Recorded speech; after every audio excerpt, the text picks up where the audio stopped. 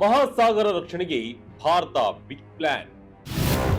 Project 18 China ಪಾಕ್ಗೆ ಆಘಾತ. Yes ವೀಕ್ಷಕರೇ, ಭಾರತ ಇವತ್ತು ಜಾಗತಿಕ ಸೂಪರ್ ಪವರ್ ಆಗಿ ಹೊರಹೊಮ್ಮುತ್ತಿರುವ ಬೆನ್ನಲ್ಲೇ ತನ್ನ ಕಡಲ ಗಡಿಗಳ ರಕ್ಷಣೆಗೆ ಹೆಜ್ಜೆ ಇಡಬೇಕಾದ ಅನಿವಾರ್ಯತೆ ಎದ್ದಿದೆ. ಇತ್ತೀಚಿನ ದಿನಗಳಲ್ಲಿ ಪಾಕಿಸ್ತಾನದ ಅತ್ಯಾಧುನಿಕ ಹ್ಯಾಂಗೋರ್ ಕ್ಲಾಸ್ ಸಬ್ ಮರೀನ್ ಕುರಿತು ಜಾಗತಿಕ ಮಟ್ಟದಲ್ಲಿ ಭಾರಿ ಚರ್ಚೆಗಳು ನಡೆಯುತ್ತಿವೆ. ಬರೋಬ್ಬರಿ 55 ವರ್ಷಗಳ ಬಳಿಕ ಪಾಕಿಸ್ತಾನವು ಚೀನಾದ ಕುತಂತ್ರದ ಬೆಂಬಲದೊಂದಿಗೆ ತನ್ನ ಜಲಾಂತರ್ಗಾಮಿಯ ನೌಕೆಯನ್ನ ಭಾರತದ ಹೆಬ್ಬಾಗಿಲಾಗಿರುವ ಬಂಗಾಳ ಕೊಲ್ಲಿಗೆ ಇಳಿಸಲಿದೆಯೇ ಎಂಬ ಅನುಮಾನ ಸೃಷ್ಟಿಯಾಗಿದೆ.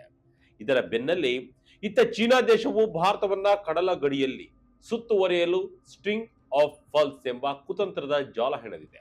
ಹೌದು ವೀಕ್ಷಕರೇ, ಭಾರತದ ಕಡಲ ರಕ್ಷಣೆಗೆ ಈಗಲೇ ಸೂಕ್ತ ಮತ್ತು ದೃಢವಾದ ಕ್ರಮಗಳನ್ನು ಕೈಗೊಳ್ಳದೆ ಹೋದರೆ ಮುಂದಿನ ದಿನಗಳಲ್ಲಿ ದೇಶದ ಭದ್ರತೆಗೆ ಭಾರಿ ಸಂಚಕಾರ ಕಾದಿದೆ ಎಂದು ಹೇಳಲಾಗ್ತಾ ಇದೆ.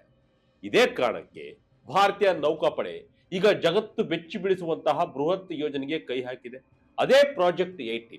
ಹಾಗಾದ್ರೆ ಪ್ರಾಜೆಕ್ಟ್ 18 ಅಂದ್ರೆ ಏನು? ಕಡಲ ಗಡಿಯಲ್ಲಿ ಇದರ ಅಗತ್ಯ ಏನಿದೆ? ಭಾರತೀಯ ನೌಕಾಪಡೆ ನಿರ್ಮಿಸಲು ಹೊರಟಿರುವ ಈ ನೆಕ್ಸ್ಟ್ ಜನರೇಷನ್ ಡೆಸ್ಟ್ರಾಯ್ಡ್ಗಳ ಅಸಲಿ ತಾಕತ್ತಾದ್ರೂ ಏನು? ಬನ್ನಿ ಈ ವಿಡಿಯೋದಲ್ಲಿ ಸಂಪೂರ್ಣ ಮಾಹಿತಿಯನ್ನ ನೋಡೋಣ. 11,098 ಕಿಲೋಮೀಟರ್ ಜಲಗಡಿಯ ರಕ್ಷಣೆ. ಚೀನಾದ ಸ್ಟ್ರಿಂಗ್ ಆಫ್ ಫಾಲ್ಸ್ ಕುತಂತ್ರಕ್ಕೆ ಭಾರತ ಟಕ್ಕರ್. ವೀಕ್ಷಕರೇ, ಭಾರತ ದೇಶವು ಒಟ್ಟು 11,098 ಕಿಲೋಮೀಟರ್ನಷ್ಟು ಸುದೀರ್ಘವಾದ ಜಲಗಡಿಯನ್ನ ಹೊಂದಿದೆ. ಈ ಜಲಗಡಿಯಲ್ಲಿ ನಮಗೆ ಪಾಕಿಸ್ತಾನ ಹಾಗೂ ಇವತ್ತಿನ ಬಾಂಗ್ಲಾದೇಶದ ಗಡಿ ಭಾಗಗಳಲ್ಲಿ ಮೊದಲಿನಿಂದಲೂ ಒಂದಲ್ಲ ಒಂದು ರಕ್ಷಣಾತ್ಮಕ ಸವಾಲುಗಳು ಎದುರಾಗ್ತಲೇ ಇದ್ದಾವೆ. 1971ರ ಯುದ್ಧದ ನಂತರ ಬಂಗಾಳ ಕೊಲ್ಲಿಯಲ್ಲಿ ಅಂದರೆ ಬಾಂಗ್ಲಾದೇಶದ ಕಡೆಯಲ್ಲಿನ ಉದ್ವಿಗ್ನತೆ ಸ್ವಲ್ಪ ಮಟ್ಟಿಗೆ ಕಡಿಮೆ ಆಗಿತ್ತು. ಆದರೆ 2012ರ ನಂತರ ಅಂದ್ರೆ ಕ್ಸಿ ಜಿನ್ಪಿಂಗ್ ಅಧ್ಯಕ್ಷರಾದ ಮೇಲೆ ಪರಿಸ್ಥಿತಿ ಸಂಪೂರ್ಣವಾಗಿ ಬದಲಾಯಿತು. ಚೀನಾ ಇವತ್ತು ಭಾರತವನ್ನ ಜಲಗಡಿಯಲ್ಲಿ ಇಕ್ಕಟ್ಟಿಗೆ ಸಿಲುಕಿಸಲು ನಮ್ಮ ಸುತ್ತಲೂ ಬಂದರುಗಳನ್ನು ನಿರ್ಮಿಸಿಕೊಳ್ಳಲು ಶುರು ಮಾಡಿದೆ.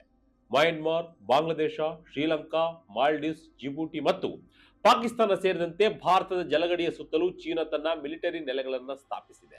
ಇದಕ್ಕೆ ಪರ್ಯಾಯವಾಗಿ ಭಾರತ ಕೂಡ ಚೀನಾವನ್ನ ಸುತ್ತುವರಿಯಲು ನೆಕ್ಲೆಸ್ ಆಫ್ ಡೈಮಂಡ್ಸ್ ತಂತ್ರವನ್ನ ರೂಪಿಸುತ್ತಿದ್ದರೂ ಹಿಂದೂ ಮಹಾಸಾಗರಕ್ಕೆ ಚೀನಾದ ಗುಪ್ತಚರ ಮತ್ತು ಯುದ್ಧ ಹಡಗುಗಳ ಅಕ್ರಮ ಪ್ರವೇಶ ಹೆಚ್ಚಾಗ್ತಲೇ ಇದೆ.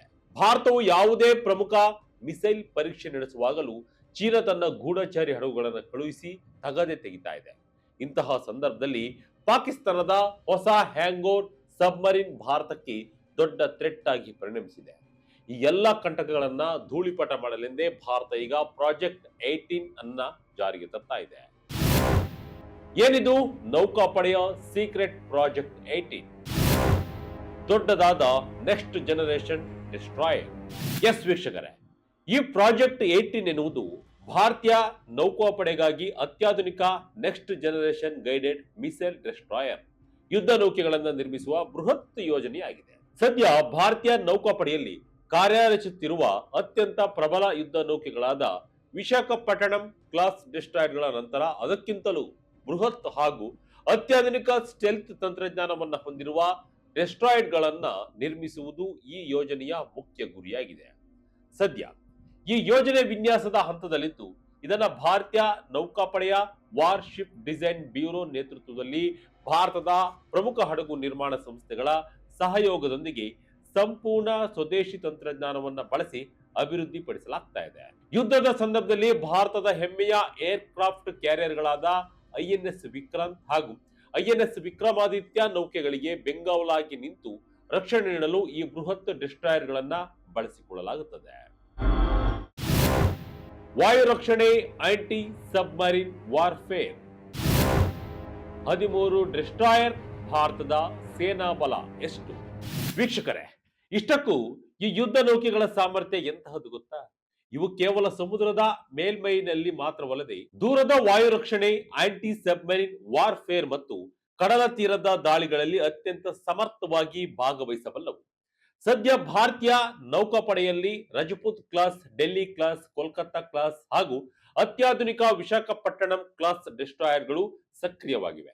ಇದರಲ್ಲಿ ರಜಪೂತ್, ಡೆಲ್ಲಿ ಹಾಗೂ ಕೋಲ್ಕತ್ತಾ ಕ್ಲಾಸ್ಗಳ ತಲಾ 3 ಡೆಸ್ಟ್ರಾಯರ್ಗಳು ಮತ್ತು ವಿಶಾಖಪಟ್ಟಣಂನ 4 ಡೆಸ್ಟ್ರಾಯರ್ಗಳು ಸೇರಿ ಒಟ್ಟು 13 ಬಲಶಾಲಿ ಡೆಸ್ಟ್ರಾಯರ್ಗಳನ್ನ ಭಾರತದ ಆಪರೇಟ್ ಮಾಡ್ತಾ ಇದೆ.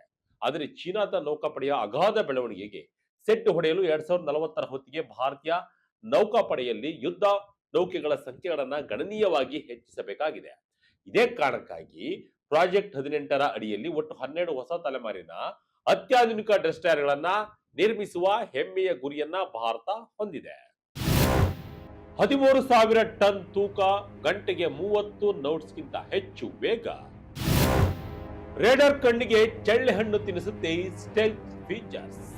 ವೀಕ್ಷಕರೇ, ಮಾಹಿತಿ ಪ್ರಕಾರ ಈ ಹೊಸ ತಲೆಮಾರಿನ ಗೈಡೆಡ್ ಮಿಸೈಲ್ ಡೆಸ್ಟ್ರಾಯರ್ಗಳು ಬರೋಬ್ಬರಿ 11ರಿಂದ 13,000 ಟನ್ಗಳಷ್ಟು ತೂಕವನ್ನ ಹೊಂದಿರಲಿವೆ. ಅಷ್ಟೇ ಅಲ್ಲದೆ ಇವು ಸುಮಾರು 175ರಿಂದ 180 ಮೀಟರ್ನಷ್ಟು ದೈತ್ಯ ಉದ್ದವನ್ನ ಹೊಂದಿರಲಿದ್ದು, ಒಂದೇ ಬಾರಿಗೆ 300ರಿಂದ 350 ನುರಿತ ನೌಕಾಪಡೆ ಸಿಬ್ಬಂದಿಗಳಿಗೆ ಆಶ್ರಯ ಒದಗಿಸಬಲ್ಲವು. ಇನ್ನು ಈ ಡೆಸ್ಟ್ರಾಯರ್ನ ಗರಿಷ್ಠ ವೇಗದ ಪ್ರತಿ ಗಂಟೆಗೆ 30 ನೌಟ್ಸ್ಗಿಂತಲೂ ಅಧಿಕ ಇರಲಿದ್ದು, ಇದರ ಕಾರ್ಯಾಚರಣೆಯ ವ್ಯಾಪ್ತಿ ಜಗತ್ತಿನ ಯಾವುದೇ ಮೂಲೆಯನ್ನಾದರೂ ತಲುಪಬಲ್ಲಷ್ಟು ವಿಶಾಲವಾಗಿರಲಿದೆ. ಇವುಗಳಲ್ಲಿ ಅಳವಡಿಸಲಾಗುತ್ತಿರುವ ಅತ್ಯಾಧುನಿಕ ಸ್ಟೆಲ್ತ್ ತಂತ್ರಜ್ಞಾನವು ಶತ್ರು ದೇಶಗಳ ರೇಡಾರ್ ಕಣ್ಣುಗಳಿಗೆ ಸಂಪೂರ್ಣವಾಗಿ ಚಳ್ಳೆಹಣ್ಣು ತಿನ್ನಿಸಲಿದೆ.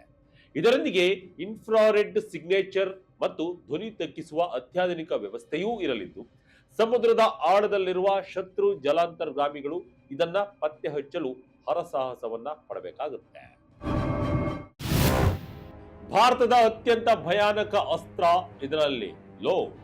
ವೀಕ್ಷಕರೇ, ಈ ನೆಕ್ಸ್ಟ್ ಜನರೇಷನ್ ಡೆಸ್ಟ್ರಾಯರ್ ನಲ್ಲಿ ಇಂಟಿಗ್ರೇಟೆಡ್ ಎಲೆಕ್ಟ್ರಿಕ್ ಪ್ರೊಪಲ್ಷನ್ ವ್ಯವಸ್ಥೆಯನ್ನ ಬಳಸಲು ನಿರ್ಧರಿಸಲಾಗಿದೆ. ಇದರಿಂದಾಗಿ ಇಂಧನದ ದಕ್ಷತೆ ಹೆಚ್ಚುವುದರ ಜೊತೆಗೆ ನೌಕೆಯು ಭಾರೀ ಪ್ರಮಾಣದ ವಿದ್ಯುತ್ ಅನ್ನ ಸ್ವತಃ ಉತ್ಪಾದಿಸಲಿದೆ.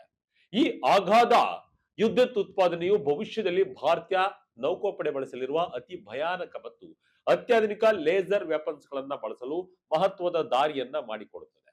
ಇನ್ನು ಇದರ ಆಯುಧಗಳ ಬತ್ತಳಿಕೆಯನ್ನ ನೋಡಿದರೆ ಶತ್ರುಗಳಿಗೆ ಬೆವರು ಇಳಿಯುವುದು ಗ್ಯಾರಂಟಿ.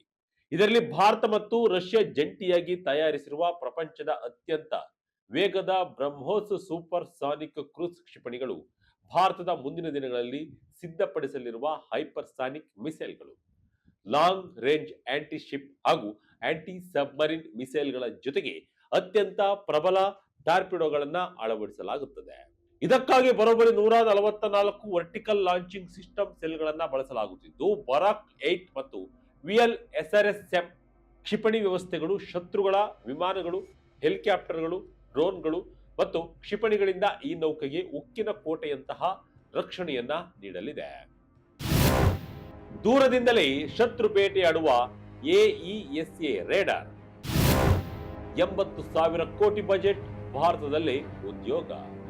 ಎಸ್ ವೀಕ್ಷಕರೇ, ಈ ದೈತ್ಯ ಯುದ್ಧ ನೌಕೆಯಲ್ಲಿ ಕೇವಲ ಆಯುಧಗಳಷ್ಟೇ ಅಲ್ಲ, ಜಗತ್ತಿನ ಅತ್ಯಾಧುನಿಕ ರೇಡರ್ಗಳಾದ multi function NESA radar, long range air surveillance radar, hull mounted sonar ಮತ್ತು ಟೌಡ್ ಅರೇ ಸೋನಾರ್ ಗಳನ್ನ ಅಳವಡಿಸಲಾಗುತ್ತದೆ. ಇದರಿಂದ 106 ಕಿಲೋಮೀಟರ್ ದೂರದಲ್ಲಿರುವ ಶತ್ರುಗಳ ಚಟುವಟಿಕೆಗಳನ್ನ ಕ್ಷಣಾರ್ಧದಲ್ಲಿ ಪತ್ತೆ ಹಚ್ಚಿ ಧೂಳಿಪಟ ಮಾಡಬಹುದು. ಇದರ ಹೆಲಿಪ್ಯಾಡ್ ನಲ್ಲಿ ಬಲಾಢ್ಯ MH-60R ಹೆಲಿಕಾಪ್ಟರ್ಗಳು ಹಾಗೂ ಅನ್ಮ್ಯಾನ್ಡ್ ಏರಿಯಲ್ ವೆಹಿಕಲ್ಸ್ ಲ್ಯಾಂಡ್ ಆಗಲು ವಿಶೇಷ ವ್ಯವಸ್ಥೆ ಇರಲಿದೆ. ಈ ಬೃಹತ್ ಯೋಜನೆಗೆ ಭಾರತ ಸರ್ಕಾರ ಅನುಮತಿ ಅಗತ್ಯವಿದ್ದು, ಇದಕ್ಕಾಗಿ ಬರೋಬ್ಬರಿ 70ರಿಂದ 80,000 ಕೋಟಿ ರೂಪಾಯಿಗಳ ಬಜೆಟ್ ಬೇಕಾಗಬಹುದು ಎಂದು ಅಂದಾಜಿಸಲಾಗಿದೆ. ಈ ಯೋಜನೆಗೆ ಹಸಿರು ನಿಶಾನೆ ಸಿಕ್ಕರೆ Mazagon dock ship builders limited, garden reach ship builders, DRDO, BEL ಮತ್ತು ಬ್ರಹ್ಮೋಸ್ ಏರ್ಸ್ಪೇಸ್ ಸಂಸ್ಥೆಗಳು ಒಟ್ಟಾಗಿ ಕೆಲಸ ಮಾಡಲಿವೆ. ಇದರಿಂದ ಭಾರತದ 106 MSMEಗಳಿಗೆ ಆರ್ಡರ್ ಸಿಗಲಿದ್ದು, ದೇಶದಲ್ಲಿ ಲಕ್ಷಾಂತರ ಹೊಸ ಉದ್ಯೋಗಗಳು ಸೃಷ್ಟಿಯಾಗಲಿವೆ ಮತ್ತು ದೇಶದ ಆರ್ಥಿಕ ಹೊರೆ ಕಡಿಮೆಯಾಗಲಿದೆ. ಜಾಗತಿಕ ಸೂಪರ್ ಪವರ್ಗಳೊಂದಿಗೆ ಡೆಸ್ಟ್ರಾಯರ್ ಹೋಲಿಕೆ. ಅಮೆರಿಕ, ಚೀನಾ, ಜಪಾನ್ ಸಾಲಿಗೆ ಸೇರಲಿದೆಯೇ ಭಾರತ? ವೀಕ್ಷಕರೇ, ಆಗಿನಿಂದಲೂ ನಾವು ಡೆಸ್ಟ್ರಾಯರ್ ಅಂತ ಹೇಳ್ತಾ ಇದೀವಲ್ಲ, ಹಾಗಂದ್ರೆ ಏನು ಅನ್ನೋ ಪ್ರಶ್ನೆ ನಿಮ್ಮಲ್ಲಿ ಮೂಡಿರಬಹುದು. ಈ ಡೆಸ್ಟ್ರಾಯರ್ ಇರುವುದು ಆಧುನಿಕ ನೌಕಾಪಡೆಯಲ್ಲಿ ಅತ್ಯಂತ ಶಕ್ತಿಶಾಲಿ ಹಾಗೂ ಬಹುಮುಖ ಪಾತ್ರವನ್ನ ನಿರ್ವಹಿಸುವ ಸರ್ವ ಸಮರ್ಥ ಯುದ್ಧ ನೌಕೆ. ಇದನ್ನ ಯಾವುದೇ ದೇಶದ ನೌಕಾಪಡೆಯ ಏರ್ ಕ್ರಾಫ್ಟ್ ಕ್ಯಾರಿಯರ್ಗಳು, ಸಬ್ಮರೀನ್ಗಳು ಮತ್ತು ವಾಣಿಜ್ಯ ಹಡಗುಗಳ ರಕ್ಷಣೆಗಾಗಿ ನಿಯೋಜಿಸಲಾಗುತ್ತದೆ. ಇದು ಸಮುದ್ರದಲ್ಲಿ ಏಕಕಾಲಕ್ಕೆ ಗಾಳಿ, ನೀರು ಮತ್ತು ಜಲ ಅಂತರ್ಗಾಮಿ ಯುದ್ಧಗಳನ್ನ ಎದುರಿಸಬಲ್ಲದು. ಸದ್ಯ ಜಗತ್ತಿನಲ್ಲಿ ಅಮೆರಿಕದ ಅತ್ಯಂತ ಪ್ರಸಿದ್ಧ ಆರ್ಲಿ ಬ್ರೂಕ್ ಕ್ಲಾಸ್, ಬ್ರಿಟನ್ನ ಟೈಪ್ 45, ಚೀನಾದ ಅತ್ಯಂತ ಶಕ್ತಿಶಾಲಿ ಟೈಪ್ 055, ಜಪಾನ್ನ ಮಯಾ ಕ್ಲಾಸ್ ಮತ್ತು ನಮ್ಮ ದೇಶದ ವಿಶಾಖಪಟ್ಟಣಂನ ಕ್ಲಾಸ್ ಅತ್ಯಂತ ಪ್ರಮುಖ ಡೆಸ್ಟೈನರ್ಗಳಾಗಿವೆ. ಈ ಪ್ರಾಜೆಕ್ಟ್ 18ರ ಅಡಿಯಲ್ಲಿ ಭಾರತ ನಿರ್ಮಿಸಲು ಹೊರಟಿರುವ ಡೆಸ್ಟೈನ್ ಇವೆಲ್ಲದಕ್ಕಿಂತಲೂ ಹೆಚ್ಚು ಅತ್ಯಾಧುನಿಕ ಹಾಗೂ ಶಕ್ತಿಶಾಲಿಯಾಗಿರಲಿದೆ ಎನ್ನಲಾಗ್ತಿದೆ.